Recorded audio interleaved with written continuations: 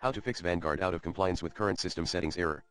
To fix Vanguard out of compliance with current system settings error, try these steps. 1. Enter BIOS settings. 2.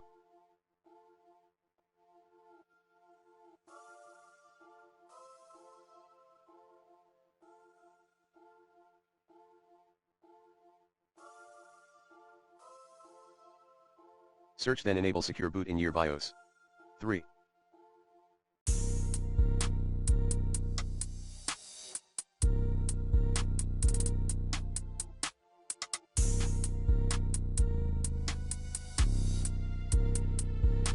Change secure boot option from standard to custom, and back to standard again.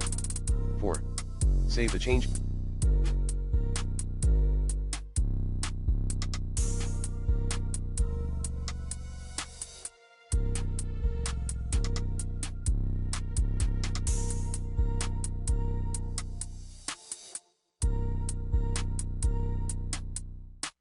You made and reboot your PC into normal mode.